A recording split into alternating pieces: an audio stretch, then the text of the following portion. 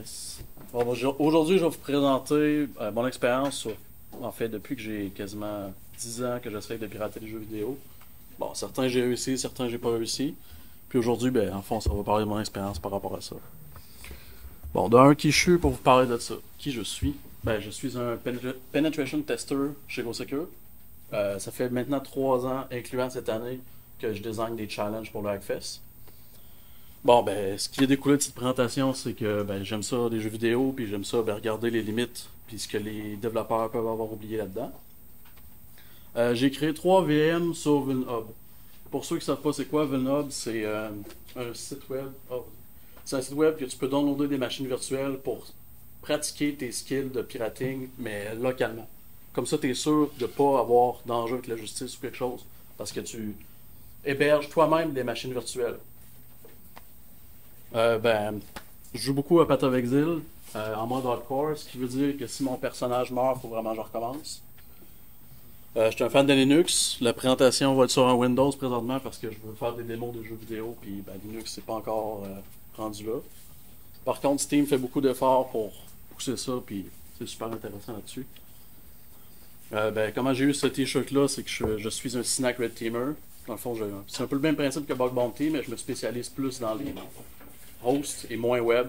Puis dans Snack, il y a justement la catégorie host. Puis bon, pour ceux qui me connaissent un peu plus, ben, j'ai un amour fou pour les écrans d'ordi. En voilà la preuve. Ça, c'est mon setup à la maison chez moi.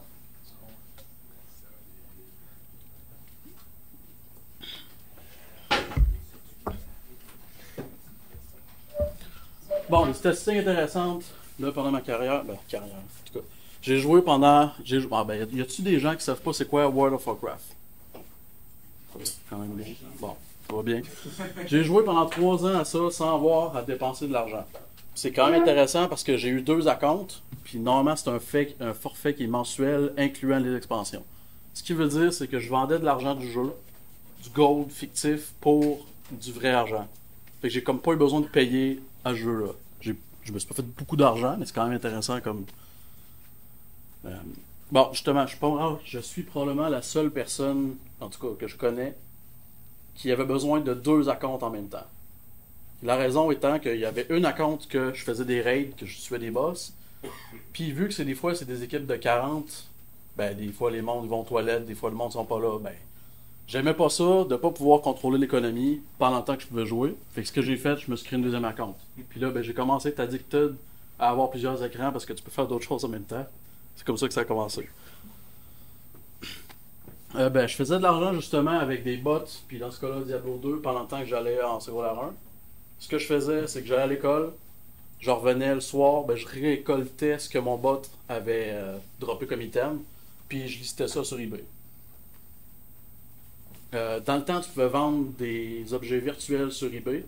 Maintenant, tu n'as plus le droit parce que c'était vraiment difficile de prouver que tu avais vraiment deliver l'item, que tu avais vraiment livré l'item. Parce que ben, c'est un objet qui est virtuel. Fait que si tu le donnes, ben, tu peux pas prouver. Fait qu'on avait des fois des chargebacks. Maintenant, le site web qui a remplacé ça, c'est Player Auction. Puis le seul item que j'ai vendu qui était le plus haut, c'était Tal Rachar mort dans Diablo 2, ça fait vraiment longtemps. J'avais vendu ça pour 300 US, fait que c'est quand même intéressant.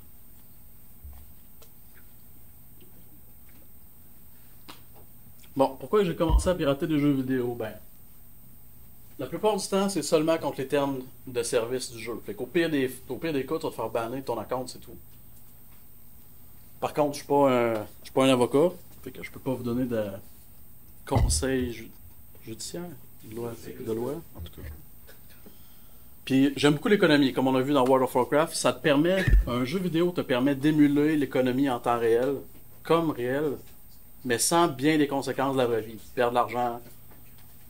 Fait que l'économie, mettons, dans World of Warcraft, ça permettait d'émuler, ben, tu as le même principe, tu as des joueurs, tu vends des systèmes, de la valeur qui change, etc. C'est le même principe. Puis le challenge intellectuel, c'est tout le temps quelque chose que j'ai quand même aimé. Ce qui a découlé, je suis rendu un penetration tester maintenant. Puis ben, faire de l'argent en bobette dans mon sous-sol avec un ordinateur, c'est quand même intéressant. Ouais, c'est clair. Bon, fait que pendant la présentation, je vais parler de certains termes, puis je veux juste qu'on s'entende sur les termes, c'est quoi. Si je parle de duper un item, c'est de faire une copie digitale qui est exactement pareille. Ce qui veut dire, c'est que si dans le back-end, il y a un item, un unique identifier, ça va être le même. Le RMT, c'est du real money trading. C'est le fait de prendre une valeur, quelque chose qui est virtuel, puis de transférer en argent réel. Comme dans ce cas-là, le gold à World of Warcraft, tu le transfères en de l'argent réel. C'est du RMT. Le MAPAC, ça te permet de voir des informations que tu ne devrais pas voir normalement dans le client ou que tu n'as pas encore fait les steps logiques de voir. Comme dans StarCraft 2 ou Warcraft 3, tu as une minimap, puis ça te permet de voir ton adversaire par rapport à ça. Puis ben, en faisant un MAPAC, tu dis au jeu que tu as le droit de tout voir. Donc, tu vois toute la map, puis ça te permet de prendre avantage de ce que ton adversaire va faire. Bon, je parle de poofer. C'est un item, c'est un mot que j'ai appris à Diablo 2. C'est vraiment quand un item disparaît. Ça arrive souvent quand l'item est dupé, parce que le jeu va voir qu'il y a deux items qui ont le même unique identifiant, puis il va effacer le dernier qui a été créé. Puis RPG, c'est juste un jeu de rôle, c'est un personnage que tu gagnes de l'expérience, que tu construis, que tu level up. Tu t'investis dans juste un personnage. Bon, les trucs qui sont intéressants de faire quand tu pirates des jeux vidéo, c'est que tu peux avoir plusieurs choses qui sont intéressantes pour soit un attaquant ou un joueur. Soit de l'expérience qui est infinie, du gold qui est infini, dupliquer des items, comme ça tu peux vendre l'autre item et ça te donne de l'argent. Tu peux faire des bots qui vont faire que tu vas automatiser soit une tâche que tu trouves qui est plate dans le jeu. Tu peux faire de la vraie argent parce qu'il y a beaucoup de gens qui ont vendu des items. En fait, je me fais souvent demander pourquoi les gens paieraient pour ça. C'est simple en fait, c'est que le temps c'est de l'argent, puis si quelqu'un peut travailler 1 heure puis que ça y sauve 8 heures de temps de jeu, ça vaut probablement la peine. Tu sais, mettons, je vends un item qui est vraiment difficile à pogner, mais mon personnage est rendu assez fort pour farmer cet item-là assez régulièrement. Ça prend moins de temps que si quelqu'un commence le jeu et qui veut atteindre le même genre d'objectif. Bon, un autre but premier en piratant des jeux vidéo, c'est de gagner des jeux, gagner des games. Si le jeu est en ligne, ça te permet de gagner des games, donc d'augmenter tes stats puis d'avoir un meilleur matchmaking ratio. Genre. Ouais. On se fait évaluer sur le score. Bon, un MAPAC, j'ai parlé tantôt, puis le challenge intellectuel que je mentionnais tantôt. Bon. La présentation va être en 2 ou 3 parties, dépendamment de comment vous allez poser des questions et le genre d'informations que vous êtes intéressé à savoir dans Server Side Attack puis le Game Engine. Le Game Engine, c'est quand même plus que j'ai ma spécialité, je dirais. C'est ce que j'ai beaucoup hacké. C'est ce que je trouve intéressant à regarder les failles que les développeurs peuvent faire là-dedans. Bon, les attaques clients. Ça, c'est segmenté en plusieurs types d'attaques qu'on peut faire contre un client. Soit la manipulation mémoire, automatiser des tâches dans le jeu. Tu peux même éditer des ressources. Soit, si le jeu a un save file, tu peux l'éditer, puis si le jeu load et l'accepte, tu peux modifier des valeurs avec ça. Sinon, tu peux même optimiser des animations du jeu. Je prends l'exemple dans Path of Exile, il y avait une animation que, en tout cas, c'était Discharge, dans le cas que je parle, mais les gens ont juste enlevé l'animation. Fait que ce que ça faisait, c'est que le jeu laguait plus, puis quand la personne faisait ça, il n'y avait juste pas l'animation, puis les monstres tournaient autour, c'était de toute beauté. Les monstres mouraient autour. Ce que j'entends souvent parler quand les gens parlent de pirater les jeux vidéo, c'est du reverse engineering. Fait que c'est évitablement une avenue vers ça. Mais c'est rare que les gens parlent de network reverse engineering aussi. Comme par exemple, si mettons tu as un vendeur, puis tu y vends l'item, tu captures le paquet. Qu'est-ce qui se passe si tu prends le même paquet puis tu le replays? Est-ce que le serveur handle vraiment ça? Genre, il vérifie dessus si tu as vraiment l'item ou s'il fait juste accepter que tu y vends tout le temps le même item? Ça peut être une des choses qui est possible à faire.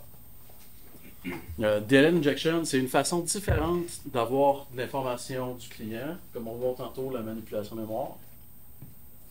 Mais ce qui est intéressant avec cette technique-là, c'est que tu peux appeler des fonctions directes dans le jeu vidéo. Comme dans World of Warcraft, tu pouvais caster une fireball. Normalement, dans le jeu, tu as un temps qui est un cooldown, tu as un temps avant que tu puisses refaire l'habilité.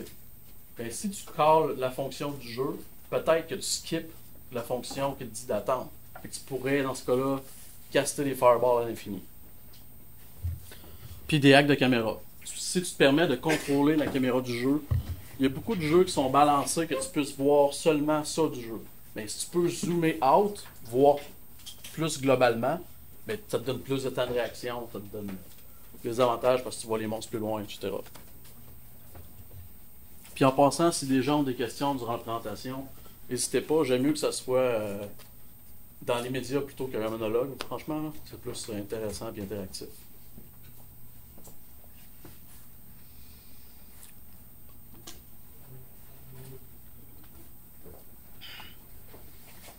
Bon, fait que les points positifs de faire la manipulation mémoire.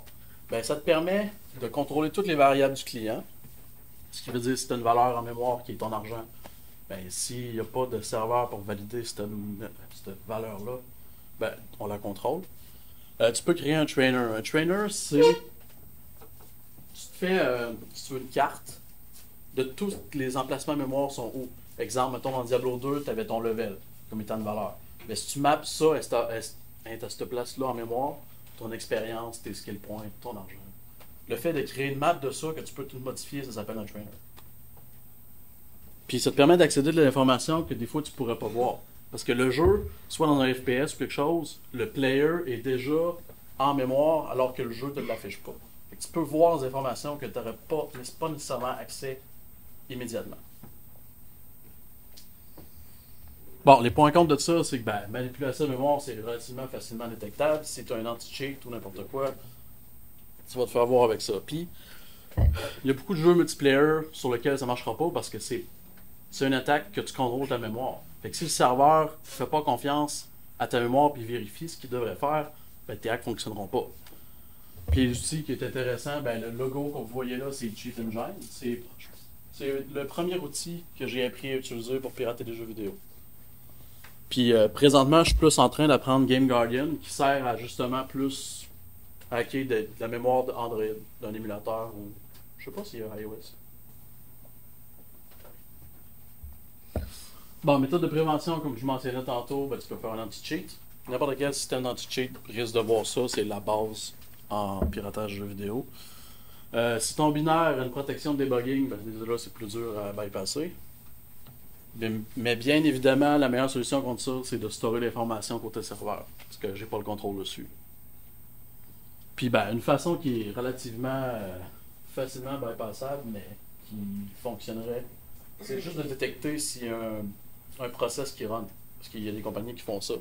C'est comme dans World of Warcraft, il y avait le bot qui s'appelait WoW Glider, qui était le plus populaire. Ben, si tu te mets à détecter le process WoWGlider.exe, ben, tu viens de bypasser bien les affaires. Ok, les gens peuvent contrôler cette information-là.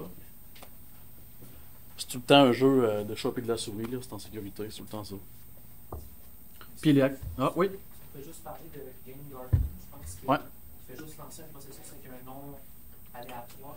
Justement, Game Guardian, quand tu l'installes maintenant, il randomise son processus. En fait, il y a des systèmes d'évasion. C'est pour ça que des systèmes, c'est très basic comme système, comme pour développer. Pour détecter ça, c'est super basic. Oui, tu as des solutions que tu peux faire pour éviter ça, puis justement, c'est de randomiser ton process. Mais encore là, en tout cas, c'est quand même rare que sur Windows ou la plateforme, tu as un process qui s'appelle random string 16 caractères.exe. Encore une fois, c'est. Bon, l'exemple que je vais montrer de manipulation de mémoire, c'est Infinitod. C'est un petit jeu que mon ami m'a montré. Un petit jeu de Tower Defense pour vrai. Ce que ça prend pour performer ce hack-là, c'est soit un téléphone qui est routé ou un émulateur qui est routé. Dans Nox ou dans Memu, c'est juste de cliquer genre router. Puis il va ça redémarrer l'OS, l'application. Fait que c'est super simple. Ce qui est intéressant de ce hack-là, c'est que simplement prendre la variable de l'argent puis la modifier, ça ne marchait pas. Fait que dans un cas comme ça, il faut trouver une autre façon. Bon. Fait que ça, c'est juste l'écran principal du jeu. On peut voir que j'ai déjà performé le hack parce que j'ai 18 millions de dollars. Mais je vais redémontrer step by step comment j'ai réussi à faire ça. Bon, comme je mentionnais, Infinitop, c'est un jeu de Tower Defense. L'argent qu'on a vu tantôt sert à acheter des upgrades dans le jeu, donc de faire que tes tours soient plus fortes, donc tu peux te rendre plus loin, etc. L'argent qu'on voit là, c'est dans une game, ça permet juste d'upgrader tes tours comme ça. Mais Infinitop, c'est un jeu de Tower Defense, le but c'est de se rendre le plus loin possible. Puis ben, chaque tour a justement une façon de voir d'attaquer qui est différente, donc certains monstres sont plus vulnérables à ça ou d'autres. C'est beaucoup de stratégie. Bon, vu qu'on ne contrôle pas la variable d'argent, il faut juste se demander c'est quoi les points d'entrée qui contrôlent cette variable-là. Dans mon cas, il y a des upgrades. Les upgrades influencent directement l'argent.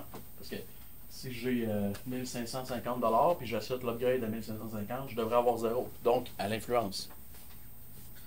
Fait que là, si je cherche en mémoire pour la variable qui est 1550, je vais trouver 21 adresses dans ce cas-là. Mon but en faisant ça, c'est de trouver quelle variable, c'est laquelle la variable à mémoire qui est à 1550 pour la modifier. Bon, fait que là, ce que je vais faire, je vais juste tout incrémenter les 21 adresses par 1. Mais pas la première, c'est pas toutes par 1, mais incrémentielle par 1. Genre la première, c'est 1551, la deuxième, c'est 1552, pour toutes qui soient uniques. Fait que là, ça te donne toutes les adresses qui ont toutes des valeurs uniques qui sont différentes. Fait que là, en allant revoir dans le jeu l'adresse, bon, regardez, je suis rendu à 1554. Ce qui veut dire que l'adresse en mémoire qui pointe maintenant vers 1554, c'est mon upgrade que je veux. Qu'est-ce qui se passe si je modifie la valeur par moins 20 millions? Bon, on s'en va dans le jeu, puis l'upgrade coûte moins 20 millions. Fait que qu'est-ce que tu pensais qu'il se passe quand on achète l'upgrade? Bon, on tombe à 38 millions de dollars. Puis là, 38 millions, ça c'est la screen pour montrer que j'ai montré ça. Puis à 38 millions de dollars, ben là on est content. Parce que tu peux tout acheter dans le jeu, tu peux faire ce que tu veux. Et ça prend combien de temps avant qu'ils se rendent compte de ça? Tous les clients inside ne peuvent pas se rendre compte. En fait, l'affaire que j'ai faite qui est intéressante justement, c'est que dans mon émulateur, j'ai performé le hack. Puis là, ça ne me tentait pas de le faire sur mon cell, parce que mon cell, c'est un cellulaire de travail, puis il n'est pas routé. Sauf que, je peux vous montrer justement ça. Si on voit ici en bas à gauche, Google maintenant, il t'offre la possibilité de sauvegarder tes saves dans le cloud. Qu'est-ce que tu pensais que j'ai fait? Dans mon émulateur, je me suis logué sur mon compte Gmail, il a poussé le save dans le cloud, puis je suis allé la chercher sur mon cell. Fait que maintenant, dans mon cell, j'ai 38 millions de dollars. Fictif. C'est pas comme un market online. C'est juste... Pas dans ce cas-là. Ça, c'est un client-side attack, c'est juste local. J'avais vu Oui. que les gens partaient des applications comme dans un autre environnement, à l'intérieur même dans ton téléphone, puis dans cet environnement-là, ils donnaient le droit à vous. Mais c'était comme très limité, un peu comme un... Je connais pas celle-là. Mais ce serait intéressant de savoir plus tard. Sérieusement. Bon, justement, comme Pierre-Louis mentionnait tantôt, ça ne marchera pas dans les jeux online. Il y a des exemples que je vais parler qui marchent dans les jeux online. Dans ce cas-là, c'est Path of Exile. Path of Exile, c'est un action RPG. Puis il y a une communauté de racing. Ce qui veut dire, c'est qu'à chaque 3 mois, tout le monde recommence, ceux qui veulent recommencer.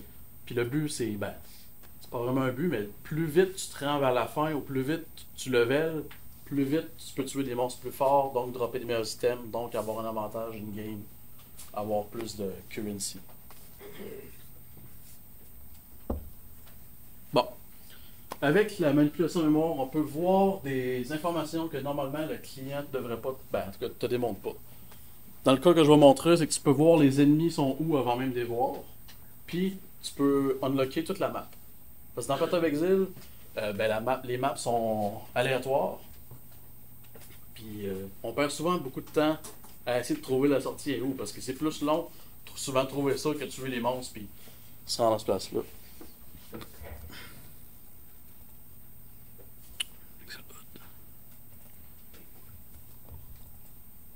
Bon, ça marche bien.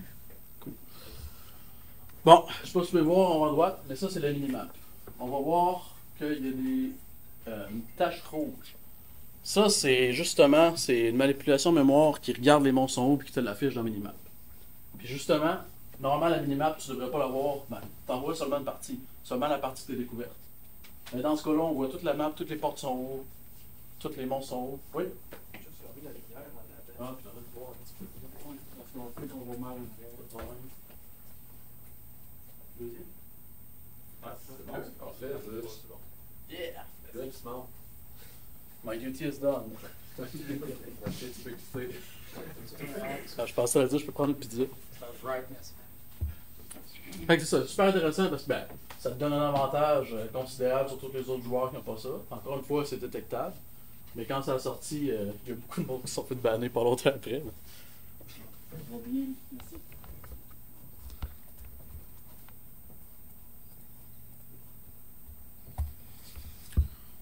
Bon, ben, pourquoi que quelqu'un ferait ça, justement, c'est de prendre avantage, bien sûr, économique, soit avoir un level avantage, un avantage d'expérience, parce que si tu sais les monstres sont hauts, ben, tu peux savoir où est-ce qu'il y a le plus de monstres, donc où est-ce que c'est plus efficient d'aller tuer ces monstres-là puis courir.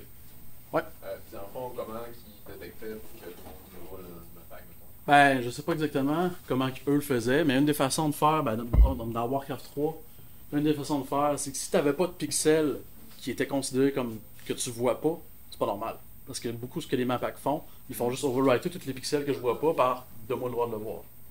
Ben ça c'est une des façons. Puis sinon, ouais je vais trop en avance. Mais le map pack, sinon je vais en reparler tantôt. Justement le live là. Bon, dans Warcraft 3. Justement dans Warcraft 3, il y avait le même genre de problème. Une façon de le faire, c'était. T'avais une variable en mémoire qui disait quel player tu as le droit de voir la vision. Fait que tu pouvais overwriter ça puis dire je suis les players toutes. Fait que ce que ça fait, c'est que tu peux voir tout le monde. Mais encore une fois, tu sais, Blizzard, ils sont capables de voir ça. Ça prend des logs.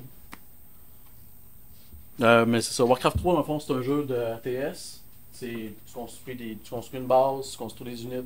Puis le but, c'est de contrer l'adversaire. Ben, dans un jeu qui est dans stratégie de temps réel, si on peut voir d'avance ce que l'autre va faire, c'est super facile de le contrer. Parce que tu sais, souvent c'est des attaques furtives. Ben, si tu sais ce que l'autre va faire, c'est super facile à contrer. Et comment tu fais pour savoir, si mettons, quand tu veux afficher comme la map, mettons toute la map complète, comment tu fais pour savoir où la qu'est-ce qui. La map en mémoire? Ouais, si on veut. Là. Ben, souvent storer à la même place. Mais tu peux storer une variable, en fait, c'est le même offset dans le cas qu'on parle, à moins qu'il n'y ait pas de nouvelle patch.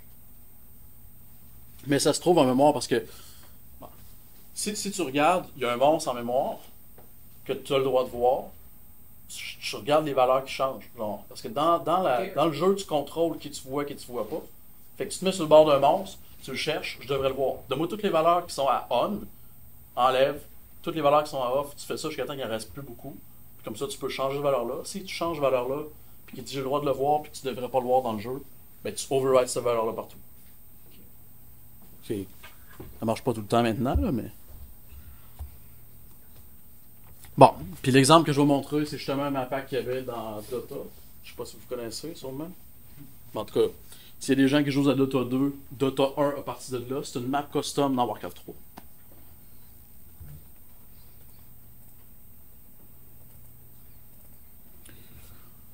Bon, ça c'est juste pour démontrer, c'est quelqu'un qui a fait une vidéo YouTube, mais le même principe est. Ben là, je suis sûr qu'il est faisable. C'est juste pour montrer que c'est online en fait. La personne va se loguer sur son account Battle.net, va join in game, qui est public, puis il va jouer à Dota. Ah ouais, c'est ça, c'est. Ça m'a rappelé beaucoup de souvenirs faire cette présentation-là, c'était cool. Quand il y avait des custom games. J'ai édité la vidéo justement pour pas qu'on attende 15 minutes le temps que ça load. Oui? Dans le fond, dans cet engine-là, c'est chaque unité qui a un flag. Est-ce que je... Il y avait, ben en fait, il y a ça. Il y a chaque unité qui a un flag ou il y a ta caméra qui parce est. qu'il y a des zones. Donc tu fais un spell pour afficher quelque chose dans le jeu. Ah ouais. Tu veux, ça serait peut-être une autre façon, ça j'ai pas essayé. Ok, c'est bon. Mais bon, qu'on peut voir en bas à gauche, il peut juste voir les players qui sont tail, donc de son équipe. Ceux qui sont vers pâle sont dans son équipe. Puis là, ben, il va performer le hack. Qui est juste runner un exécutable. Ben, ça fait juste modifier la valeur en mémoire de le droit de voir. Tu sais, si on peut voir, là, il regarde l'adversaire, puis on peut voir littéralement les autres personnes où jouer. Avec le skin dans ce jeu-là, ça nous dit c'est qui l'adversaire, mais dans un jeu comme Dota, c'est super important d'avoir l'effet de surprise. Parce qu'il y a un principe qui s'appelle ganker, je sais pas comment traduire ça vraiment, là, mais. Tu vas apprendre, Ouais, se faire prendre par surprise, puis tu sais. Parce que tuer un héros, ça te donne beaucoup de gold. Oh, j'aime ça. Genre, question, Ouais. siècle-là, Ouais. Pour pouvoir aller modifier la mémoire du jeu, Mhm. faut que tu passes par un module kernel, non? Pas nécessairement. Non? Si t'es admin local du poste, tu peux modifier les variables que tu as d'assigner toi. Mais oui, un module kernel, c'est super intéressant parce que Parce que dans là. le Linux, tu peux pas créer des états pour ton mémoire de programme. Tu passes par un module, tu peux faire ça. Mais GDB, ça fait pas ça. Comment? GDB, il fait pas ça. De notre user. Ben, c'est De notre user, je pense pas, mais de toi, de ta valeur mémoire, je pense que oui. Mais pour Linux, je suis pas certain, honnêtement. Mais en tout cas, pour Windows, tu fais un debug process dans Cheat Engine, puis tu peux voir la mémoire, puis regarder son Ok, contenu. ok, ok. Tu peux le modifier, tu peux tout faire. Ok. Vu qu'il est alloué à toi. Bon. Ça, c'est une de mes parties favorites, le task automation. Les avantages de faire ça, c'est que ça sauve du temps. Parce que s'il y a une action que tu peux performer, maintenant tu le donnes à un bot, mais lui il peut le faire 24/24, il se fatiguera pas, toutes les autres raisons. Puis ben, ça peut rouler pendant le temps que tu fais d'autres choses. Ça improve, non. Ça améliore ta précision. Parce que tu peux dire à un bot de cliquer exactement sur ce pixel-là tout le temps, puis il ne manquera jamais. Un humain va manquer des clics de temps en temps, ce qui est une bonne façon de différencier des fois un bot d'un humain. Il y a des algorithmes maintenant qui font semblant, qui font des clics à mauvaise place, mais c'est une façon de les voir. Des outils que j'ai utilisés pour faire ça, c'est HK, c'est AutoHotkey. C'est un scripting engine pour Windows, puis ça te permet de contrôler certains clics, ça te permet de contrôler les hotkeys. Puis sinon, il y a AutoClicker. C'est un logiciel qui te permet de recorder des macros. Tu peux dire record, clique là, exactement là, puis tu peux juste faire replay. Il va vraiment enregistrer où est-ce que tu as cliqué, quand tu l'as cliqué, puis il va le refaire quand tu veux. Puis l'exemple que je vais vous montrer tantôt, Python avec l'API de Win32, ça te permet de contrôler les clics. Puis... Bon. Le désavantage de faire ça, c'est que, ben, tu as besoin d'avoir un ordinateur qui roule tout le temps que tu veux jouer aux jeux vidéo. C'est pour ça que je suis rendu avec des serveurs maintenant. Mais je faisais souvent rouler mon ordi la nuit juste pour continuer de botter, etc. Bon. Un des points négatifs de ça, c'est que tu deviens de plus en plus lâche dans les jeux vidéo. Si c'est rendu qu'il faut que je fasse une tâche à peu près 10 fois, je le script.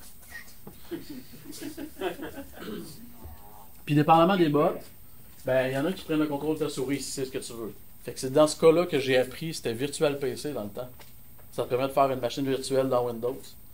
Puis de comme ça, ben, t'émules une autre souris. Donc tu peux continuer d'utiliser ton ordinateur pendant le temps que tu bottes. Mais ça prend des ressources, justement, quand on considère qu'on met des machines virtuelles.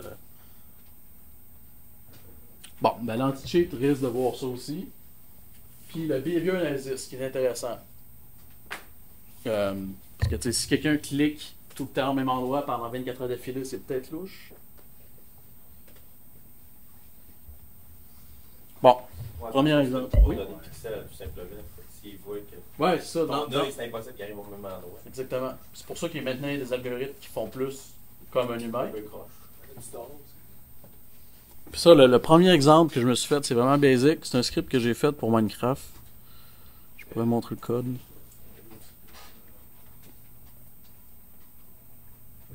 T'as peu ça. Bon. C'est vraiment basic. C'est comme ça que j'ai appris Python en fait comme ça. Le but de ça, c'est que je jouais à Minecraft. Puis dans Minecraft, on s'était fait un zombie spawner. Dans le fond, il y a une entité qui summon des zombies à l'infini. Fait qu'au début, je me suis dit maintenant, ça va être correct, je vais pouvoir ramasser l'expérience, ramasser les systèmes. Fait que la première fois, on a roulé ça sur le serveur de mon ami. Je me suis dit, je vais aller me coucher, puis je vais revenir le lendemain, je vais tuer les zombies. Ben, quand je suis revenu, le serveur était mort. Parce qu'il a spawné trop de zombies, puis il a tout arrêté. Puis je me suis dit, bon, ça veut dire qu'il faut que je tue les zombies à mesure. Mais, comme vous savez maintenant, je suis lâche. Fait que ça ne me pas de faire ça à mi-temps. Fait que ça, tout ce que ça fait, c'est que ça contrôle ta souris, ça va frapper des zombies à l'item, ça va les tuer, puis ça va manger leur flèche, leur viande. Ouais, leur chair, ouais, c'est bon ça. Ça va manger leur chair parce que tu as besoin d'être rassasié si tu veux performer des attaques dans Minecraft. Fait que, en gros, c'est tout ce que ça fait. Ça va juste tuer des zombies puis ça va manger.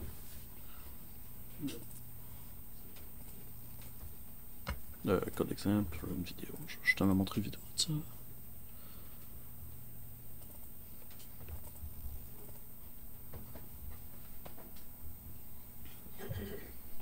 Puis on peut voir. Ouais, pas encore.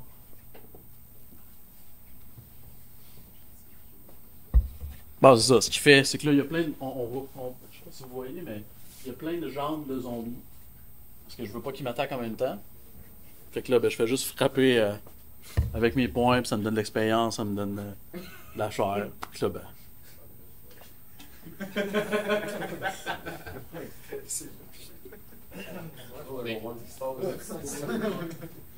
Est-ce qu'on peut détecter ce qu'il y a dans le jeu ou fait juste comme cliquer sur les... Ah non, non, dans ce cas-là, c'était vraiment basic. Il prend le contrôle de ma souris, puis je dis clic en temps de temps. Puis... Ok. Minecraft, je le connais moins, il y a ça un anti-cheat, pas vraiment avec Non. ça, sandbox. Ouais. Surtout que tu peux contrôler le serveur aussi. Fait que... Ouais, Puis là, ben, on voit qu'il mange, justement. Le but, c'est juste que qu'il puisse continuer de faire ça sans arrêt. Puis tu peux revenir le lendemain matin, puis tu avais beaucoup d'expérience. Puis l'expérience que ça fait de Minecraft, fait que tu peux enchanter des items, tu deviens plus fort. Puis tu peux le dépenser d'une certaine façon.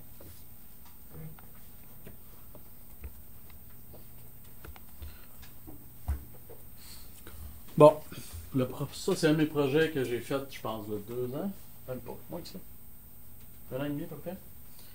Ivoni, c'est un jeu qui est RTS aussi, mais c'est le type de jeu que tu te construis une armée, tu t'en vas piller des adversaires, tu attaques vraiment du monde en multiplayer. Puis le but, c'est de construire une armée qui est plus forte, etc. Bon, avec ça, ben, comme vous savez, encore, je suis lâche. Puis, je n'étais pas nécessairement assez fort aussi pour vaincre tous mes ennemis. Par contre, il y a un principe que tu peux faire, c'est un alt farming. Tu peux te créer une fake account, dans le fond un account que toi tu contrôles, la mettre adversaire contre toi, puis le but c'est que tu fais que cet account-là, elle va juste ramasser comme des ressources. Puis toi, ce qui te reste juste à faire, c'est aller l'attaquer. Bon, le but de ça, c'est que ça nous donne beaucoup plus de ressources qu'il y a dans le jeu. Parce que tu peux farmer, je pense, 2,5 millions à toutes les fois que tu faisais ça. Il y a beaucoup de gens qui faisaient ça à mitaine. Sauf que maintenant, j'ai juste fait un petit bot qui fait ça. Et on est. Bon, le bot que j'avais fait ne marche plus, fait que ça, c'est vraiment un humain qui le fait. J'avais réussi à optimiser ça, je pense, en bas de 10 minutes à peu près. Mais en gros, ça, ce qu'il fait, c'est qu'il se crée une nouvelle account. Après ça, il va faire tout le tutoriel à mitaine. Puis le but, c'est vraiment de ramasser plus d'argent pour ensuite se téléporter à côté de ta base à toi, puis juste d'aller l'attaquer après. Ça, c'est un humain qui contrôle dans ce cas-là, mais... Si tu fais juste enregistrer les clics de souris, il était où les mouvements de souris ou... tu peux redire la question? Ton bot, pour le faire, t'avais Ouais. Ouais, juste les clics de souris dans ce cas-là. Puis si oui. le jeu change un petit peu, Oui, c'est ça. Les patchs peuvent briser ce genre de jeu-là également, ça, c'est sûr. Mais bon, pendant le temps que ça fonctionne, j'étais content. T'as-tu point des bugs avec les délais? Mettons l'application prend plus L'application, de elle temps. prend les... L'application que je prends, l'auto-cliqueur que je prend exactement le même délai que toi. Mais justement, tu peux modifier ces valeurs-là à mitaine justement pour l'optimiser, ce que j'avais fait. Parce que, tu sais, des animations, des fois, dans le jeu, prennent du temps, certaines choses qui marchent pas. Fait que le but dans ce jeu-là, pour être capable, bon, je vais juste skipper un bout, là, c'est de se rendre niveau 5, pour après ça... Bon. Là, ils ont dit niveau 5, fait que son but, c'est juste d'avoir le plus de ressources possible. Fait qu'il prend les items qui sont gratuits du jeu. Il va acheter...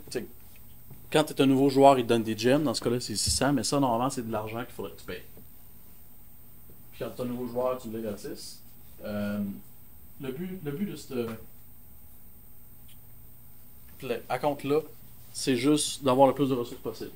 Fait que là, ce qu'il va faire, c'est que il va s'acheter le plus de ressources possible. Puis là, on va avoir 2,5 millions à faire, mais après ça, son but, c'est juste de se téléporter à côté de sa base pour s'attaquer. Puis ça, ben, tu peux faire ça à peu près en chaque 10 minutes. Puis 10 minutes pour avoir 2,5 millions de ressources, c'était la meilleure fois que tu pouvais faire. Puis ben, en le scriptant, ça m'a sauvé beaucoup de temps.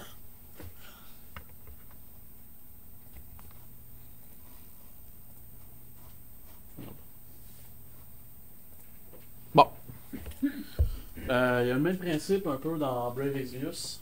Ça, c'était un jeu qui est un RPG qui est en fait sur Android. Il y a un principe dans le jeu qui est un TMR. Ça, c'est un peu ton ultimate dans le jeu. Puis, ben, la façon que le véhicule est fait, c'est à chaque combat que tu fais, ça augmente. C'est pas, ça n'a aucune relation avec l'expérience. Fait que si tu fais un combat qui est plus élevé, ça te donne pas plus de TMR. Fait que le but de ça, dans ce cas-là, ça serait juste de faire le maximum de combats en le moins de temps, qui coûte le moins d'énergie possible. Parce que dans le jeu, tu as un principe d'énergie parce qu'ils veulent pas que tu joues trop. Fait que le but, c'est que tu fais une map qui coûte juste 1. Puis, tu sais, les monstres, vu que c'est des maps 1, t'es tué en un coup. Fait que le but de ça, c'est que tu peux faire une macro dans Nox qui va juste automatiser les combats de ça.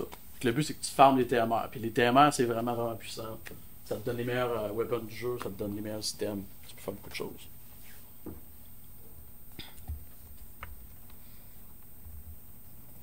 Press.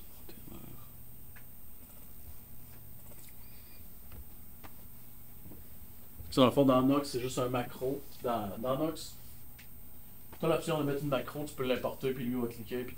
Ce qui est intéressant, c'est que tu n'as pas besoin de contrôler ta souris, tu n'as pas besoin de rien, tu l'as juste Nox roulé sur ton ordinateur sur une de mes 7 écrans, puis ça va bien. Puis récemment, ça m'a redonné le goût de jouer à ce jeu-là. Puis là, ben, j'ai pas eu le temps de le rajouter dans la présentation, mais avec du memory editing, dans le fond, un battle comme ça, tout se passe côté offline, donc client-side. Fait que tu as le contrôle absolument total de ce que tu fais là-dedans. Ce qui veut dire que quand tu commences un combat, après ça, tu peux aller éditer tes valeurs des stats en mémoire des personnages. Fait que tu peux faire que ton bonhomme frappe de 9, 9, 9, 9, 9. Parce que justement, ce qui est envoyé au serveur, c'est seulement as-tu réussi le combat, comment de dommage tu fait. Ou à peu près. C'est d'autres choses, mais. Parce qu'on va voir à chaque fois que. Oui. Ben, en fait, c'est ça mon fun dans les jeux. C'est qu'on voit que Connecting, ben, il se connecte à son serveur, qu'il lui dit ok, je pars une zone. Est-ce que j'ai 1 d'énergie pour faire cette map-là? Oui. T'as ta zone quand toi dedans. Mais à partir de cette fenêtre-là, on peut faire absolument ce qu'on veut. Puis il n'y a rien qui va le détecter. Parce que c'est tout offline. Tu peux vraiment enlever ta connexion Internet. Puis il va continuer de le faire. Par contre, à la fin du combat, il va vouloir re-syncer avec le serveur, fait que ça va te prendre Internet.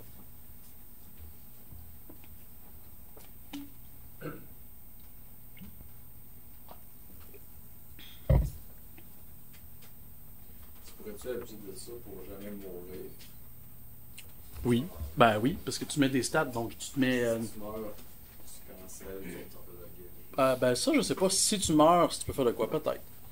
Mais ce que je fais, c'est que je me mets comme infini d'HP. Fait que je peux pas mourir. Mais tu débloques Internet, dans le fond. Ben tu vas perdre l'énergie quand même. Parce que si tu meurs, tu perds Internet, mais t'as déjà. Le coût du combat, tu l'as déjà pris en avance, qui est de l'énergie. Fait que ça t'aidera pas vraiment dans ce cas-là.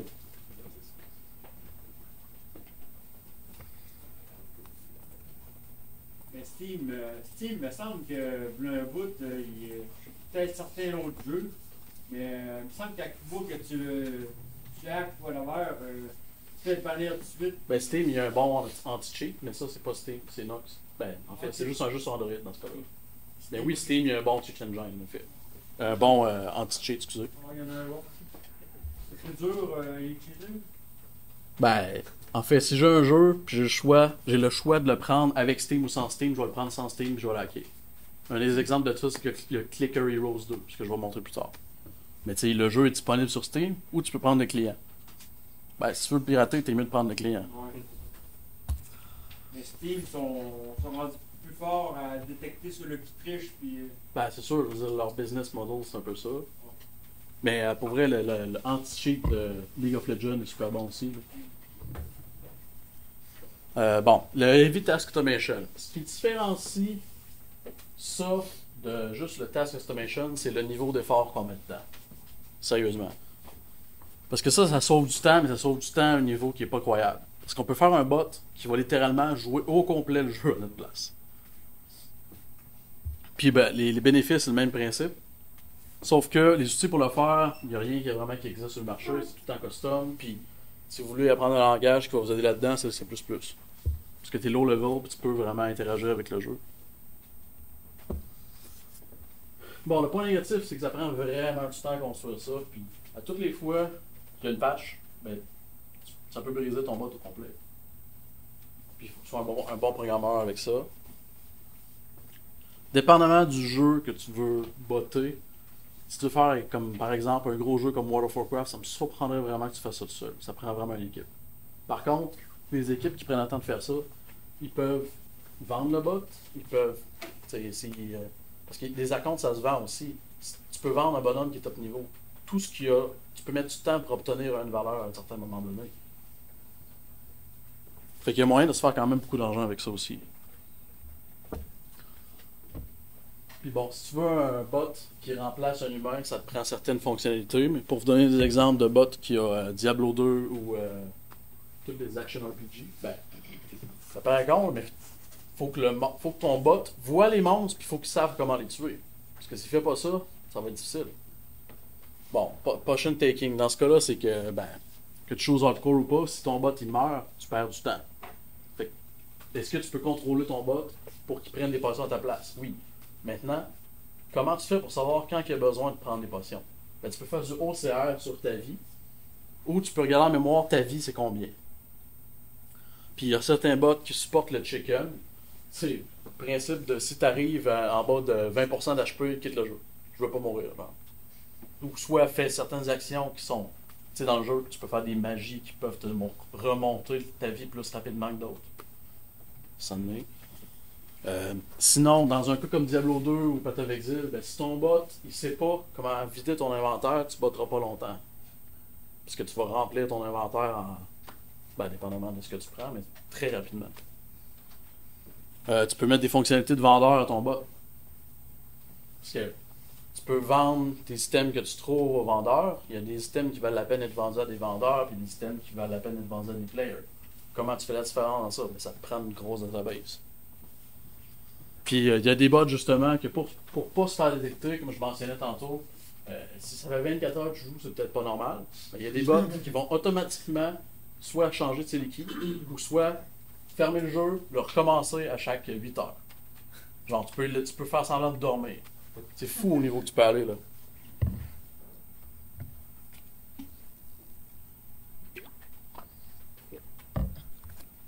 Puis ça, ce que je vais démontrer, c'est ExilBot. C'est un bot sur Path of Exile.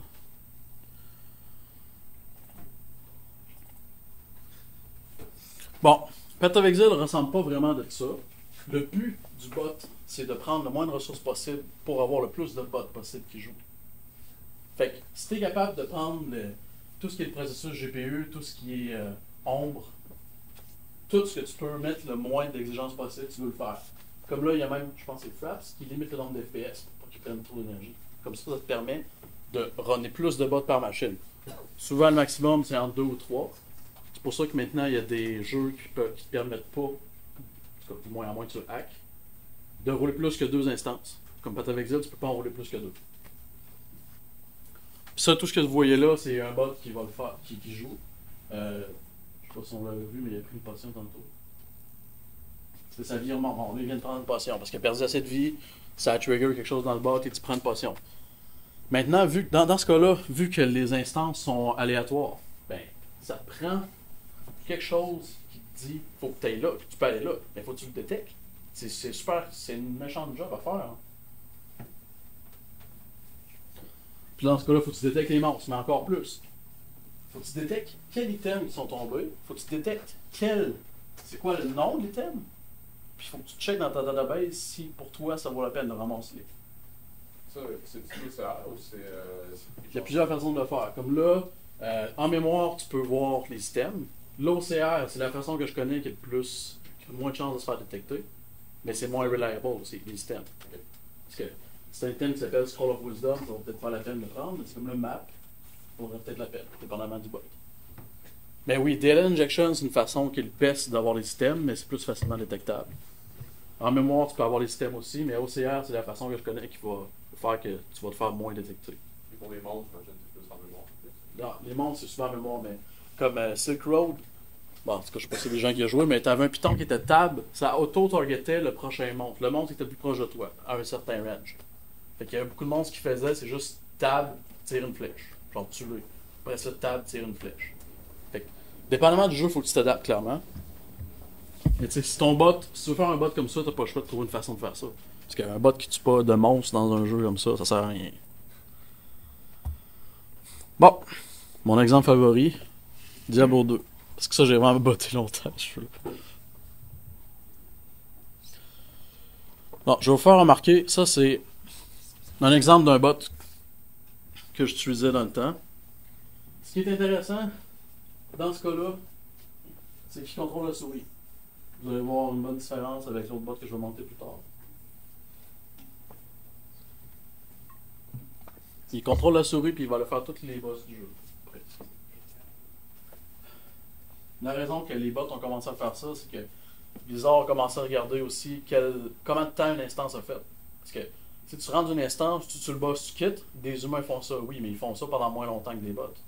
Fait que maintenant, en faisant un bot qui détecte, comme là, il venait de détecter qu'il manquait une potion, ils allaient l'acheter. Ils savent comment faire ça. Puis les clics que ça prend. Puis là, dans le cas qu'on voit, il va aller tuer Andariel, qui est le premier boss de l'acte 1. Il faut qu'il voit les systèmes. Là, il regarde en mémoire c'est quoi les systèmes, il a vu rien de bon, il fait un TP et puis il recommence. Dans ce cas-là, il va tuer. On peut voir quel boss qui va tuer en haut. Là. Dans ce cas-là, c'est Mephisto. Mais le but, c'est qu'il va tuer tous les boss qui ont une valeur pour dropper des systèmes. Il va regarder les systèmes que tu veux dropper. Ça, c'est. Même en programmant pas le bot, trouver les systèmes que tu veux ramasser, ça dépend vraiment du nombre de temps que le bot tu veux qu'il run. Puis le nombre d'espace que tu es restreint. Ça m'est arrivé souvent de revenir de l'école en secondaire 1 puis d'être fâché parce que mon bot était plein. Ça veut dire que j'ai ça veut dire que j'ai perdu de la valeur de mon bot à quelque part. Puis là, dans ce cas-là, il va tuer Diablo. Ce qui est intéressant, c'est qu'on va voir. Il peut injecter dans le chat pour que l'humain voit ce qu'il fait. Comme là, il vient de détecter en mémoire c'est quoi l'instance de l'acte 4 qu'il y a là. Parce que les seals, les portes qu'il faut que tu ouvres pour faire ouvrir Diablo ne sont pas nécessairement à la même place. Il faut que tu tues certains boss. Tu as des critères dans le jeu qu'il faut que tu remplisses avant d'être capable de le tuer. Puis en plus, ce bot-là, il détecte, je sais pas si vous voyez, mais il y a des monstres qui sont immune to cold, immune to fire, immune to lightning. Ben, une sorceresse, dans ce cas-là, si elle fait juste du cold, il y a des monstres qu'elle ne pourra pas tuer. Fait que vous voyez qu'elle alterne avec des spells de lightning ou de cold, dépendamment du monstre. Il y a vraiment beaucoup de choses qu'on peut faire pour vrai avec un bot. Comme là, il va faire le seal, il voit que le seal maintenant est activé, fait qu'il va continuer, il va faire d'autres choses. C'est pour ça qu'il y a du Heavy Task Automation, on peut. Franchement, c'est le job d'une vie. C'est un peu comme un programme, tu peux toujours l'améliorer. Puis des fois, ben, il y a une patch où ben, non, tu te fais détecter, il faut que tu trouves une autre façon de faire. Elle va être allée réparer ses systèmes. Mais bon, je vais skipper parce que c'est juste pour démontrer une run. Mais tu sais, une run fait. Tu sais, tu Diablo. Bon. Ouais. Il y en a qui le font pour vrai, hein. Ah, ben, j'avais une question pour un autre type de jeu, mais ouais. Les jeux qui ont des GM, apparemment, tu utilises des bots qui raise des events. Ouais. C'est vrai qu'il y a le contrôle pour justement annuler ces affaires-là. Tu peux. En fait, c'est totalement possible. Je connais, je pense, juste un bot qui le faisait. Mais en fait, en tout cas, comme là on voit, c'est qu'il vient de tuer le dernier boss du jeu. Fait qu'il quitte la game puis il va recommencer. Là, je ne le laisserai pas, mais. Tu peux faire ça à l'infini, là. Pour répondre à ta question, oui, des fois, comme dans World of Warcraft, il y a des GM. Fait que des fois, si tu te fais poker par quelqu'un qui est comme haut placé dans le jeu qui peut te banner, ben, tu as plusieurs façons de faire. Soit tu le raises à un humain pour qu'il réponde à la question. Si ton bot est vraiment profitable, c'est ce que tu veux faire, ça vaudrait la peine d'engager quelqu'un qui check ça de temps en temps. Parce qu'il peut checker 60 bots en même temps. Mais tu peux faire que ton bot, dans le cas comme World of Warcraft, tu peux détecter si le texte est en mauve. Ça veut dire que c'est un GM, donc de soit reply ou. Tu sais, il y a des exemples que WoWGlader disait genre j'ai pas le temps de te parler, je game là. Ça c'était drôle. Est-ce qu'on pourrait le faire pour Diablo 3 aussi? J'ai pas botté dans 3, fait que j'ai aucune idée. En fait, dans Diablo 3, y a-tu des GM? En fait, c'est plutôt que je me disais que vu que tu pognes des systèmes dans le 3 également, mais tu peux les vendre directement à l'intérieur du 3 pendant longtemps. Ben, dans Diablo 3, ils ont enlevé le trading. Ils l'ont enlevé, mais il a été là pendant un an. Ouais. Oui. Mais j'ai jamais vu de GM dans Diablo 3, franchement. En fait, je connais pas l'anti-cheat, justement, j'ai arrêté. En fait, j'aime juste pas Diablo 3, mais franchement. Ben, je veux dire, c'est une des raisons qui m'a poussé vers Path of Exile, mais bon, ça, c'est une autre discussion. Bon, ça là, c'est le bot le plus avancé que je connais. Il est vraiment malade, je vais vous expliquer pourquoi. Il y a quelqu'un qui a fait, en fait, le créateur du bot a fait une talk au DEFCON pour ce bot-là. Son code est disponible sur GitHub. Puis, je vais vous présenter Smashbot. Smashbot, l'exemple qu'il y a là, c'est qu'il joue contre tous les pros du jeu. Smashbot et Control Fox. La raison pour laquelle le bot est vraiment puissant, c'est qu'il sait le nombre de millisecondes, il connaît le jeu exactement. Exemple, je commence un coup de poing. Ben, il sait que dans 4 frames, je vais être rendu là, donc il peut se mettre un step plus loin. Il a tout calculé dans le jeu. Ce qui veut dire, c'est qu'il est impossible de toucher avec aucune habilité de jeu. Ça, là, il joue contre les pros. En fait, contre les pros de ce jeu-là, qui est Smash Bros. Il va vraiment tout gagner, puis c'est vraiment intéressant à quel point que la programmation peut se rendre. Parce qu'un humain peut juste pas battre ça. Il connaît le jeu tellement bien, le bot est tellement un maître du jeu, qu'il sait quelle habilité va se rendre jusqu'où, puis qu'est-ce qu'il peut faire en auto. C'est malade. C'est déjà fait jouer comment ça? En fait, ça fait juste une bataille qui est infinie, puis les deux. Ouais, ok, il se touche plus. Les deux peuvent pas se toucher. Parce que aussitôt que quelqu'un commence une habilité, il sait qu'est-ce que l'autre va faire, puis tout. Mais c'est pour je vais mettre le lien en YouTube, mais. Dans ce cas-là, c'est dans l'émulateur, je pense, c'est Dolphin. Ouais, ben, en fait, c'est pour être capable de lire la mémoire. Non, c'est pas. Ben, en fait, il faut que tu sois capable. Hey, man. Hey, ça serait compliqué de faire ça. Mais dans ce cas-là, c'est Dolphin, puis genre, il lit la mémoire du jeu. Fait qu'il sait qu'est-ce qui se passe, mais il fait rien qu'un humain peut pas faire. C'est ça qui est intéressant. Il fait juste vraiment contrôler l'input, puis lire ce qu'un humain peut lire. Mais vu que c'est un ordinateur, puis il peut processer l'information plus rapidement, ben, il n'y a aucune façon. Puis, tu sais, les gens, les top players, ils n'utilisent pas le même héros. Ils ont des façons différentes de jouer. Puis, ils peuvent pas rien faire contre ça, contre le bot. Un gars qui va s'aller, une bande de gars de suite. Là. Ben là, ça peut-être, là, mais. Je veux dire, quelque chose de pas normal. Ouais, c'est sur Dolphin, ça, là. Ben, tu branches une manette. Oh non, pas en ligne, clairement. Bon. Je me fais souvent dire que les jeux gratuits sont plus susceptibles à se faire botter que les jeux payants. Ben, de mon expérience, je suis pas d'accord. Je peux vous expliquer pourquoi. Blizzard, dans le cas que je parle, ils attendent souvent avant de faire une ban wave qu'ils appellent. T'as plusieurs. En fait, dans mon expérience, ils attendent environ entre 3 et 4 mois avant de banner quelqu'un. Ça peut être soit qu'ils veulent détecter comment il fait, puis essayer de pogner tout le monde qui sont là, ou qu'ils te laissent assez de temps pour que ça vaille la peine de racheter le jeu. Parce que si un bot fait que tu peux botter pendant 3 mois, ça vaut peut-être la peine de racheter un CD key. Fait que ce serait plus profitable pour eux autres. Bon. Anti-cheat, encore une fois, peut voir des choses. Peut quasiment tout voir. Mais l'exemple que je parle, c'est que dans mon plus jeune temps, je downloadais des choses qu'il fallait pas sur Internet. Puis je downloadais un bot. Ben, le bot est super facile, il est connu tout. C'est sûr qu'il est facilement voyable. Ben, j'ai pu botter dessus pendant 3 mois quand même. Les bots publics sont plus facilement détectables parce que les développeurs peuvent juste googler le nom de leur jeu bot, le downloader, au pire l'acheter, le downloader et regarder ce qu'il fait. Une des choses que Patavexil a fait, que je me suis rendu compte récemment, il y a une différence entre le problème d'avoir des bots et d'avoir les players qui pensent qu'ils ont des bots. Je m'explique.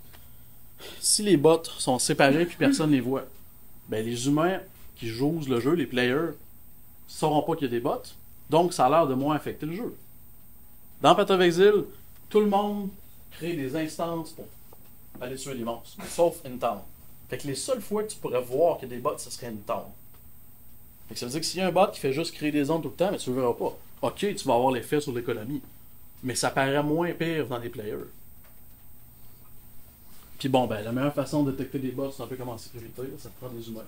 Ça te prend des logs. Si tu vois qu'il y a des instances qui crashent ou quelqu'un qui fait des choses dans le jeu qui ne devraient pas être possibles par un humain, ben tu tu le donnes à ta team de quality assurance ou anti-bug ou quelque chose. Puis tu regardes. Comme là, s'il y a quelqu'un qui joue pendant 24 heures, ok, c'est possible. Parce qu'il y a des humains qui sont vraiment craqués, incluant moi. Mais s'il fait ça pendant 3 semaines, c'est peut-être pas normal.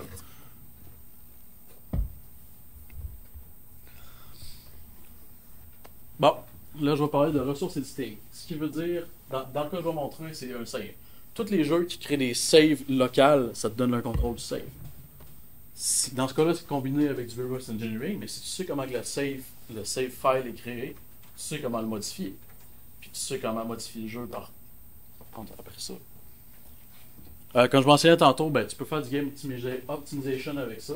S'il y a des habilités que tu veux pas voir, ou dans le cas que je parle souvent, mettons, il y a FPS, mais si tu modifies toutes les têtes dans le jeu, si le jeu ne check pas que tu as modifié ça, ben, tu peux mettre toutes les têtes en rose. Puis pour un humain, mettons, le rose, c'est plus facilement détectable, et que tu peux voir les têtes des gens plus facilement.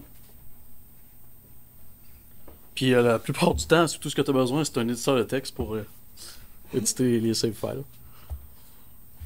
Bon, les problèmes avec ça, c'est que tu sais pas ce que tu fais, tu peux crasher le jeu parce que tu peux donner des valeurs que le jeu ne s'attend même pas, puis qu'il va juste faire un crash. Puis ça prend souvent du game knowledge, parce qu'il faut que tu saves quelle valeur est réaliste dans le jeu. Ben, comment se prévenir de ça, c'est faire des cloud saves comme je mentionnais tantôt. Mais des vrais cloud saves, genre qui sont tout le temps sur le cloud, pas localement, puis tu l'uploads quand ça te tente. Puis pour empêcher les gens de modifier ça, tu peux faire du game file integrity. Je connais pas encore des jeux qui le font, ben honnêtement, mais je suis pas mal certain qu'il y en a qui le font. Tu fais un MD5 où tu fais une intégrité sur tous les fichiers du jeu quand il démarre. Ce que ça fait, c'est que quelqu'un qui le modifie peut pas avoir l'intégrité, fait que le jeu ne sortirait pas. Bon. L'exemple que je vais montrer, c'est Clicker Heroes. Oups.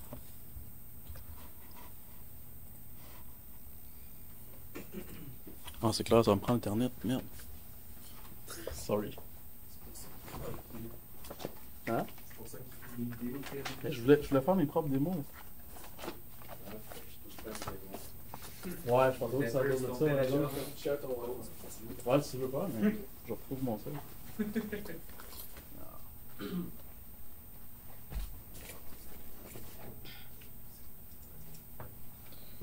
Au pire, en attendant, je vais faire le 2.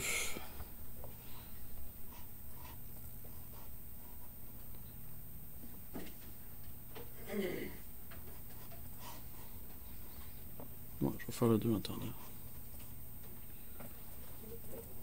Bon, Clicker Heroes 2.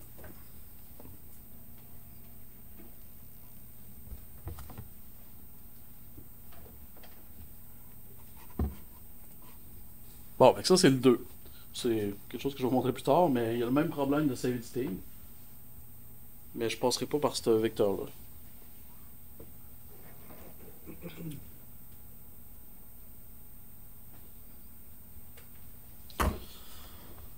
Bon, en regardant les fichiers dans le jeu, je me suis rendu compte que, en fait, en gossant dans le jeu, je me suis rendu compte que si tu pesais sur tilde, ça t'ouvrait une console.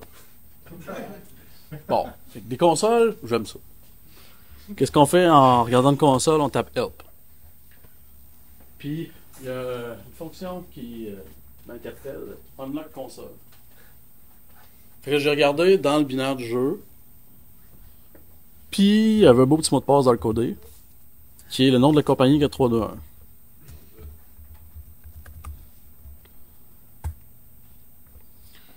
Avec ça, ce que ça te permet de faire, tu as des commandes genre add gold 200.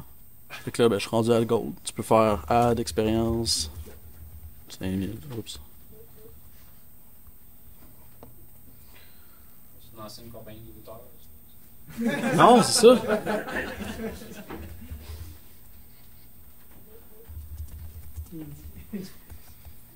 Fait que j'ai même plus besoin d'éditer le save. C'est cool. Ça me sauve beaucoup de temps. Fait que là, avec ça, ben, c'est le même principe. Ah, ben, en fait, tu peux faire un script qui fait ça. Okay. Mais, tu sais, accrocher tilde à côté de 1, c'est pas si pire quand même. Mais je trouve ça drôle que, tu sais, ok, le jeu est en bêta, mais quand même, d'après moi, tu devrais quand même pas permettre ça. Que t'es content, tu peux tuer les monstres. Bon, fait que là, en même temps, je vais pouvoir démontrer l'autre merde. Ils ont l'air de faire ça. Ah oui. Des monstres, ça, ouais. Il tourne à ça. Je comprends que c'est le même. C'est des violents. Comme jeu, c'est pas si pire. En fait, y a-tu un Wi-Fi ici? Ben, en fait, c'est que c'est un jeu qui est infini. Fait que moi, ce que j'aime là-dedans, c'est que tu vois où est-ce que je peux me rendre. Y a-tu un Wi-Fi ici que je peux prendre qui est pas contrôlé par vous autres? Ouais. Ouais. Personne ne touché aux oreilles. Viens me chuchoter en avant. J'espère que t'as pu te donner. Elle est fâchée, son chum vient de la laisser.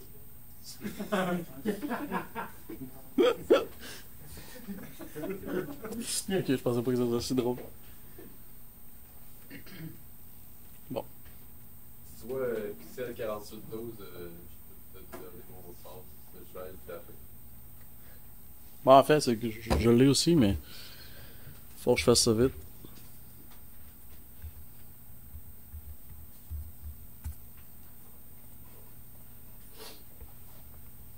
Bon, fait que pour Clicker Heroes 2, ça va être fait. Tu peux contrôler n'importe quelle variable du client, incluant ton dommage, l'expérience. Puis bon, ça. Non.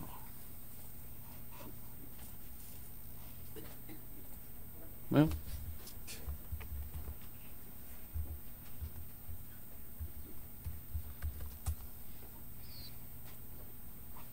Come on. Come on.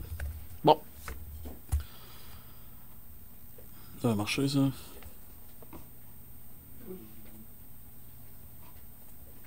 Bon, qu'est-ce qui marche pas?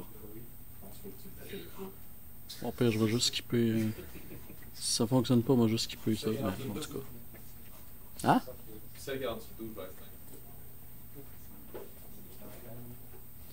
vais être On passe et I love Bianca Lopez.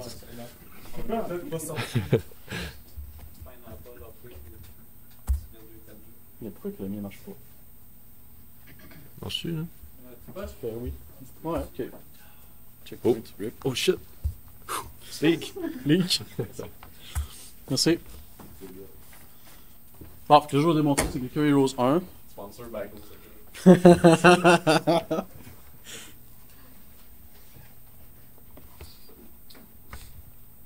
Vous allez voir, c'est pas mal le même genre d'affaire, c'est juste que le 2 est les meilleurs graphiques. Mais le jeu c'est un jeu Flash, puis c'était dans le browser. Il y a des gens qui ont reverse engineer aussi justement ce jeu-là. C'est le même jeu, tu cliques sur des monstres. Par contre, ce qui est intéressant là-dedans, c'est que tu peux faire un save.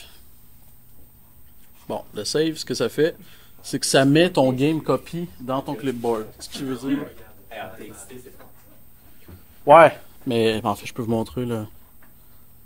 Tu sais, il est pas lisible en théorie, en road rap. Sérieusement, c'est du JSON Base 64.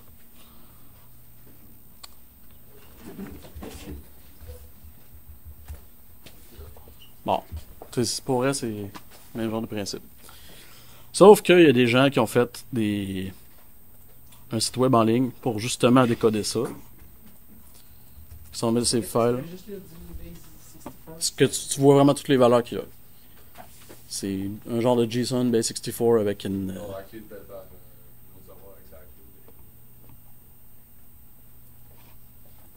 Là, tu peux faire un classique. Je mets mon save file. Je veux du gold, je veux des rubis. C'est super simple. Ah, ben, ça... Ah ouais, c'est E. Exposant. Parce que le jeu est tellement infini qu'il peut plus afficher les chiffres que tu... C'est vraiment vrai. Puis là, tu peux juste importer ton nouveau save qui est super legit. Puis ben, t'as infini d'argent. Puis là, ben, tu peux tout one-shotter les monstres. Là. C'est super le fun comme jeu. Puis bah, franchement, moi, ce que j'aime là-dedans, c'est que je me dis, c'est quoi la limite que je peux hacker le jeu puis me rendre avant de me tanner? Ah, j'ai fait du fun avec ça. Mais bon, tu sais, si les développeurs font pas attention à leur save file, ben, ça te permet de contrôler, puis tu peux faire ce que tu veux. Tu sais, s'il y a des leaderboards en ligne, des trucs de même, on s'entend que C'est pas. No, what's that? Ah,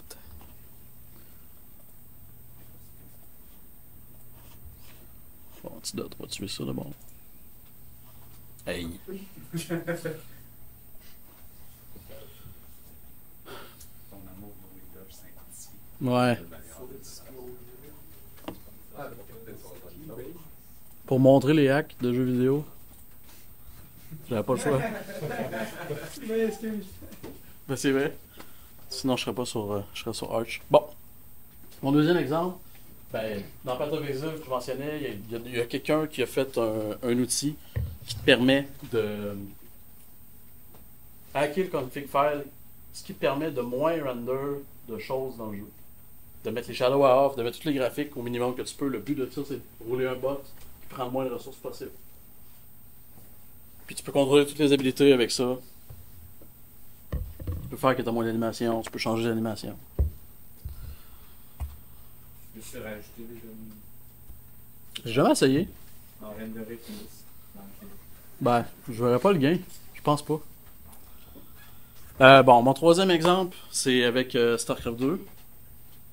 Quand on se connecte à un jeu en ligne qui est custom, la map, le créateur de la map, pour savoir t'es qui, il te crée un fichier qui s'appelle un SC2 Bank. C'est un save file. Puis ça te permet de, tu sais, comme mettons, t'as des RPG en jeu, ben il save là-dedans ton level, ton ranking, le nombre d'argent que tu as, toutes ces affaires-là. Bon, l'exemple que je vais vous montrer, c'est Mineral Z. La raison, c'est que c'est un tower defense, mais c'est vraiment long à leveler là-dedans. En tout cas, je suis jamais rendu assez au level de juste.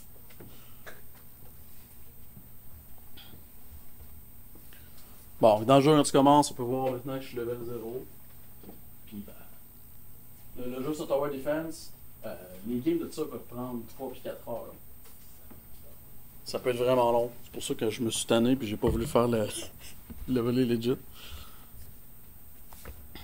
Bon. Les fichiers SC2 Bank sont sur votre ordinateur à cette patte-là. Les X, c'est des SID, c'est des Unique ID que Blizzard te donne. Ça équivaut à ton account Battle.net. Pour ceux qui ne veulent pas le lister. Mais chaque fichier va créer son SC2 Bank puis storer les informations qu'il veut storer là-dedans, sur votre système. Bon, si on prend un Notepad++ puis qu'on ouvre un fichier SC2 Bank, c'est ça. En fait, c'est un fichier XML. Par contre, ce qui est intéressant en bas, c'est qu'il y a une valeur, une signature. Fait que si on fait juste changer une valeur là-dedans, la signature ne marchera pas. Fait que le fichier va dire, la map va dire qu'il est invalide. Donc, il ne prendra pas.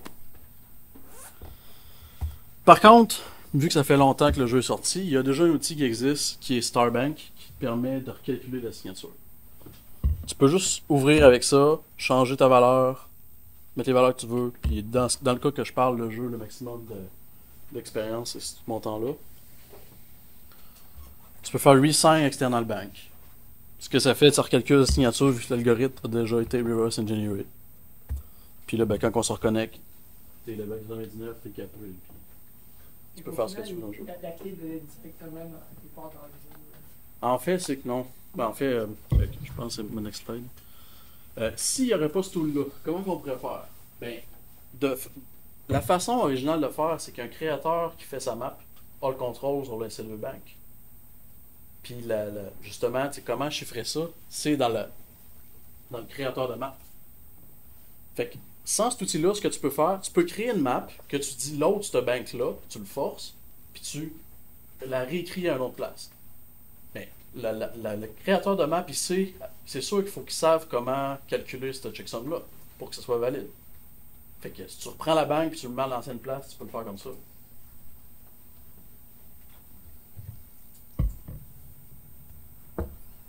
Bon, ben, une des façons de prévenir ça, c'est de changer l'algorithme. Ça va faire au moins que le tool ne fonctionnera plus.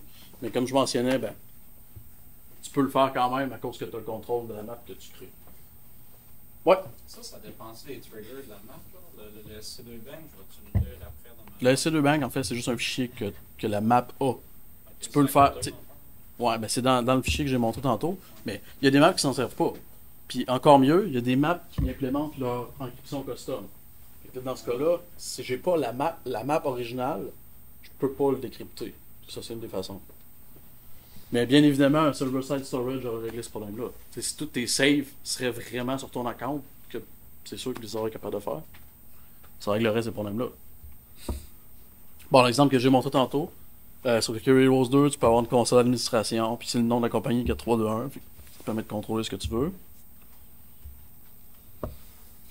Bon, je vais parler maintenant de Network Reverse Engineering. Les attaques par replay sont souvent possibles avec ça. Si tu captures le paquet, puis tu peux le remettre, ben si le serveur calcule pas que ça c'est possible, bon, tu peux faire des choses qui sont... tu peux payer une attaque, comme vendre des items. Si tu as un paquet, mettons que tu fais W dans un jeu, tu captures le paquet, tu le décryptes. En fait, pour le décrypter, il faut que tu aies DLL injection, mais mettons qu'il n'est pas encrypté dans un cas comme ça. Si le paquet, il dit juste « Ok, le player a bougé à telle place », mais si tu modifies le paquet, tu peux le téléporter dans la map. Parce que le serveur ne peut pas savoir ça. Ben, il peut le savoir si, logiquement, dans le jeu, tu n'es pas proche de la map, puis juste que marcher, mais c'est rare que... Si les gars n'ont pas encrypté le network, ils n'ont sûrement pas pensé à ça. Puis ben, une façon de faire ça, c'est Wireshark. Tu peux faire des tools custom. Il y a eu le seul bot qui a reversé au complet l'interface graphique que je connaisse pour World of Warcraft. Le but de faire ça, c'est que ça te permet de runner. Parce que normalement, comme je mentionnais, tu peux pas rouler plus que 2, peut-être 3 jeux avec interface graphique sur le même PC. Parce que c'est demandé en GPU. Mais si tu enlèves la partie graphique, tu peux rouler en haut de 100 bots sur le même système. Par contre, c'est vraiment un méchant job à faire. Oups. Le Network Reverse Engineering, c'est dur de faire ça comme le monde. Parce que soit le network est encrypté, soit les paquets que tu vas faire seront plus valides dans la prochaine patch. Il y a vraiment beaucoup de choses qui peuvent aller wrong. Ça prend vraiment du temps. Parce qu'il faut que tu comprennes encore plus qu'un bot qui fait ça. Il faut que tu comprennes exactement chaque paquet fait quoi, il est utilisé quand. Parce que si tu envoies un paquet de caster, tu fais une habilité avant une autre habilité, ben, le serveur il prend peut-être juste. La logique du serveur est peut-être implémentée pour que certains événements arrivent d'un ordre chronologique. Fait que si tu respectes pas ça, ben ça fonctionnera pas. Ben, comment se prévenir contre ça? Tu peux encrypter le trafic réseau. Si tu fais ça, il y a une fonction qui encrypte le trafic réseau. Fait qu'avec du DL injection, tu peux hooker juste avant cette fonction-là. C'est du pinning, même principe que des applications Android. Puis ben, comme d'habitude, avoir une team qui vérifie les logs, des choses qui ne devraient pas être normalement possibles. T'sais, le replay, de vendre le même item 2 fois de fil en même seconde, c'est peut-être pas normal.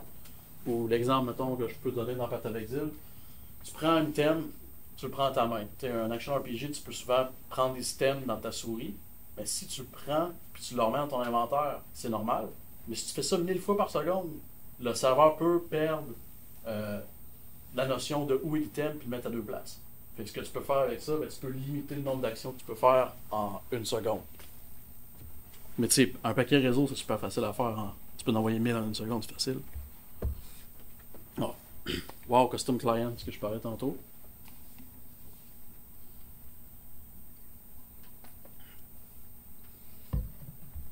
Puis, l'exemple que je vais parler, que je trouve super intéressant, ça a été un challenge à ShmooCon.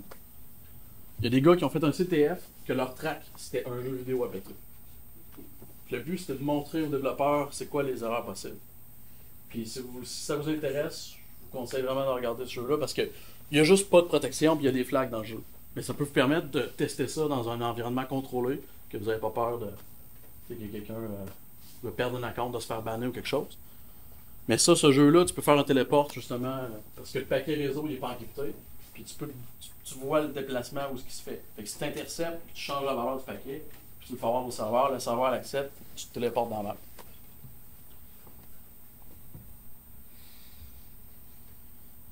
Bon, DL injection, c'est un peu comme du memory manipulation, dans le sens que ça te permet de voir beaucoup d'informations dans le jeu. Mais ça te permet d'interagir avec le jeu, c'est ça la clé, la différence clé. Tu peux appeler des fonctions internes, ce que normalement tu n'auras pas accès. Puis ben justement, avec ça, tu peux interagir avec le jeu sans avoir besoin du contrôle de la souris. Donc tu peux runner plusieurs bots sur le même système sans avoir de machine virtuelle. Bon, Delay Injection, c'est encore une fois relativement facilement détectable. Si quelqu'un regarde pour ça, vous allez vous faire pogner. En tout cas, encore une fois, il y a des techniques, c'est un jeu du chat et de la souris, c'est sûr. Mais tu peux regarder juste les DLL qui sont. Tu peux faire une map de toutes les DLL que ton jeu devrait caler. S'il y en a une nouvelle, c'est pas bon signe. Mais tu peux pas juste les signer aussi. Ben, signer, ça va faire quoi? Parce que tu sais, il y en a quand même une que tu devrais pas loader, non? Ah, ben, je dis, tu fais des signatures quand tu tournes la DLL. C'est une DLL que tu contrôles custom. Peut-être que si t'en clones une, ça fait d'autres choses, ça, je suis pas certain. Non, mais en clone une, la signature à match. Ben, c'est pas une clone, moi, c'est vraiment une DLL qui. C'est une DLL custom que tu as faite qui te permet d'interagir avec le stock. Mais tu vas pas capable de la signer, c'est ça? Ben, en fait, je sais pas la signature de DLL, ça fait quoi, ben honnêtement. Mais là,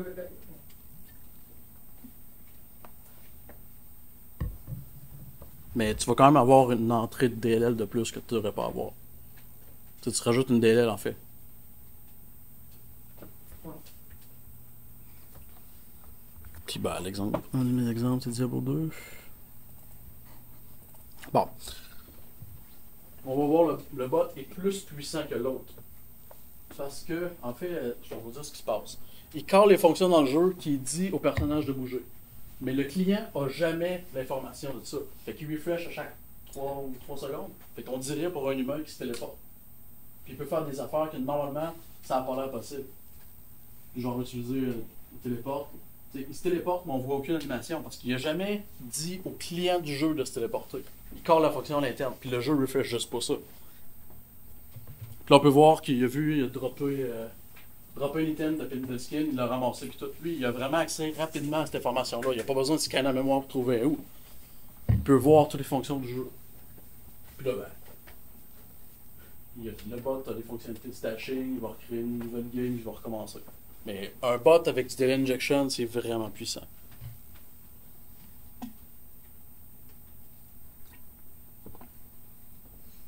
Puis là, ben, il fait juste la même affaire que tantôt, mais on peut voir qu'il y a auto-téléporte en haut. C'est appelé de même justement parce que il y a l'impression qu'il se téléporte dans le jeu, puis un humain peut pas faire ça. Là. C'est ça la différence, c'est qu'une delay injection, ça peut pas vraiment se battre. Pour le client du jeu, ça ressemble pas à un humain. Pour le serveur, ça peut être pareil.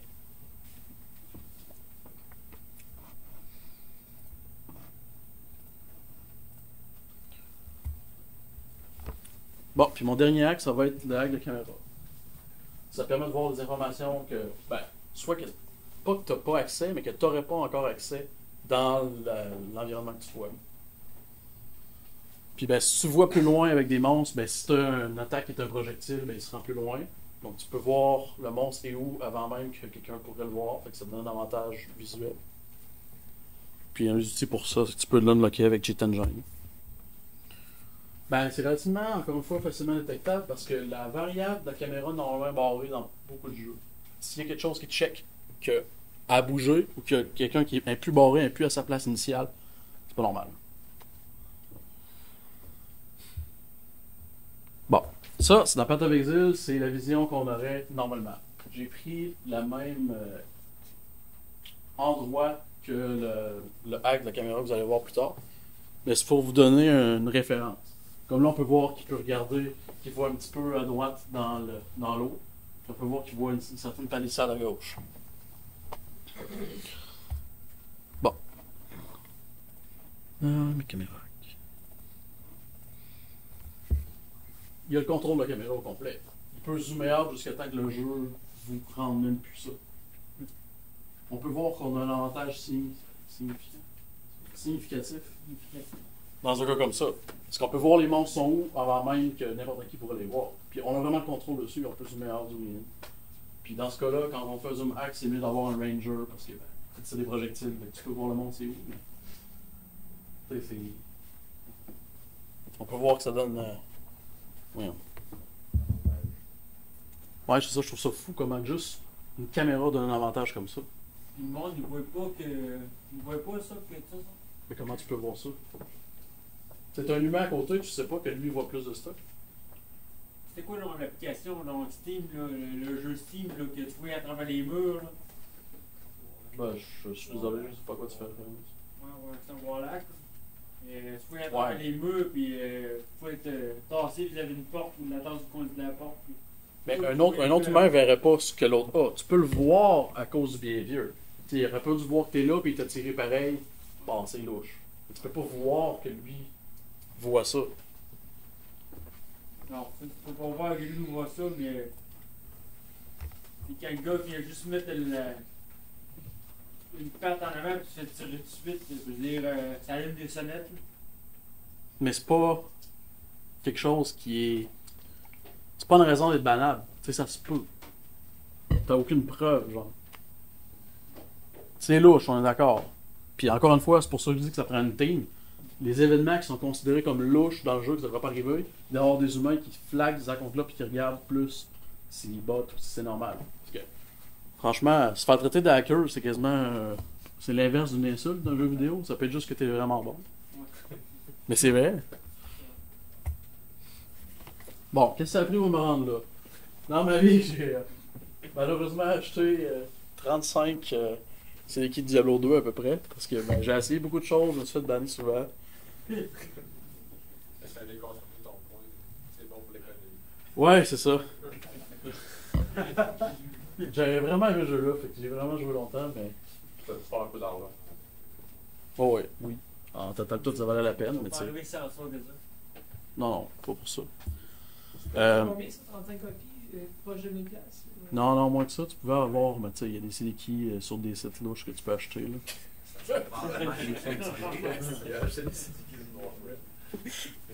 Puis ben, dans ma vie, j'ai perdu 9 Patavexil à compte. Mais je m'en suis fait banner 10. Parce que, ben, mon père a commencé à jouer à Patavexil. Parce qu'il a aimé Diablo 2. En fait, c'est mon père qui m'a fait connaître Diablo 2. Puis ben, vu que je bottais, j'ai dit, regarde, tu veux un item, on va te le donner, tu sais. Fait que je prenais mes bottes, je donnais des items. Ben, il s'est fait banner son account. Fait que j'ai perdu 10 avec des accounts. Puis ben, j'ai perdu des accounts de Blizzard, un nombre d'accounts de Blizzard que je veux pas nécessairement parler. Bon, ce que je veux parler dans la partie 2, ça va être les attaques côté serveur puis les attaques côté des Game Engine. Dépendamment de comment ça prend de temps, ça se peut que ce soit une partie 3, dépendamment de votre intérêt aussi, mais en gros, c'est pas mal ça. Ben, je veux remercier GoSecure de m'avoir poussé à faire ce talk-là. Ils m'ont laissé le donner à l'interne, ils m'ont donné des feedbacks qui a permis d'avoir une talk qui est de plus haute qualité. La Team Jackfest, parce que ça fait longtemps que j'en parle et que je veux donner ce talk-là.